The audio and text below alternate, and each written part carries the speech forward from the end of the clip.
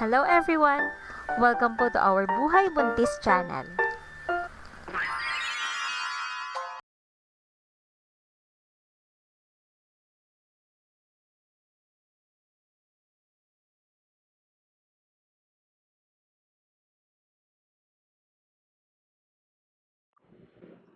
Usapang panganganak. Ang tanong, ano-ano ba ang mga dapat mong dalhin sa ospital o lying-in kapag manganganak ka na?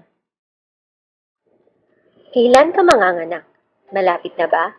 Kung oo, dapat nakahanda na ang hospital bag mo. Kadalasan, nagbibigay ang mga doktor o midwife ng to-bring list. Doon nakasulat kung ano-ano ang mga kailangan mong dalhin sa ospital o lying-in kapag manganganak ka na. Kahit sa ang healthcare facility ka pa manganganak, halos pare-parehas lang ang kailangan mong dalhin. Ilan dito ay ang mga sumusunod. Mga dadalhin para kay baby. Una, mga damit ni baby. Kasama dito ang mga baru-baruan o yung tie-side shirts na long sleeves, short sleeves, at sleeveless. Kailangan din ng pajama, bonnet, mittens, at socks. Magdala ng 2 o 3 set ng pamalit ni baby kung sa lying-in ka manganganak o kung sa palagay mo, 1 hanggang 2 araw lang kayo magtatagal sa ospital. Kung sa tingin mo naman magtatagal kayo sa ospital, magdala ng higit sa 3 set. Pangalawa, franela o receiving blanket. At least 3 kumot ang dapat mong dalhin. Isa para pambalot kay baby, isa para pangsapin sa higaan niya, at isa pang reserbang kumot na gagamitin kung madudumihan ang naunang pambalot mo. Mas maganda kung hooded blanket ang unang ipangbabalot mo kay baby para hindi siya lamigin. Kung sa tingin mo magtatagal kayo sa ospital, magdala pa ng mas maraming reserbang kumot. Pangatlo, newborn o small size disposable diaper. Magdala ka ng 1 pack o at least 10 pieces ng diaper. Pang-apat, lampin. Sa mga lying-in, karaniwang ginagamit ito ng midwife na pamunas kay baby pagkalabas niya. Pwede mo rin itong gamitin bilang burp cloth, towel, at iba pa. Bukod sa mga gamit ni baby, kailangan ding magdala ng baby oil, baby soap o baby wash, isopropyl alcohol, cotton balls, cotton buds, at baby wipes. Huwag mo rin kalimutang magdala ng mga gamit mo, gaya ng mga damit, underwear, adult diaper, underpads, at Sanitex.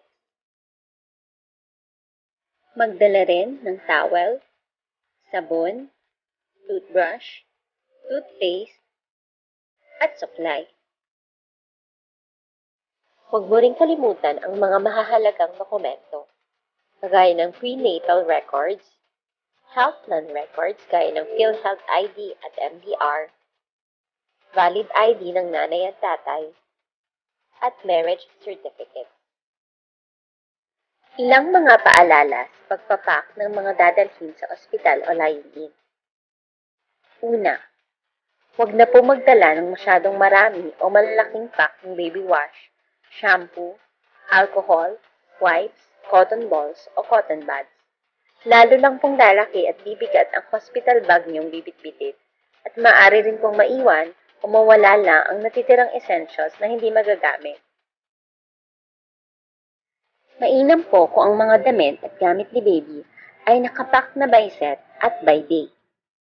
Lagyan niyo na rin po ng label para hindi mahirapan si husband o ang nurse sa paghahanap ng mga gamit. Halimbawa, pagsamahin mo na sa 1 pack ang 1 long sleeves na baru-baruan, 1 pajama, 1 bonnet, 1 pares ng mittens, 1 pares ng socks, 1 franela, 2 o 3 lampin, at 1 diaper ni baby. Sa labas ng plastic, lagyan mo ng label na Baby Set 1. Ibig sabihin, ito ang unang set ng gamit na ipapasuot o ipapagamit kay baby paglabas niya. Mainam din kung magkaiba ang bag ni baby at ang bag ni mommy. Huwag kalimutan na ihiwalay ang mga documents mo. Mainam kung ilalagay ito sa isang sealed na lalagyan kung saan hindi ito mababasa o magkakalukot-lukot. Kung meron po kayong mga tanong tungkol sa pagbubuntis na gusto niyong sagutin ko, i-comment niyo lang po sa video na to. Next time po ulit. Thank you for watching.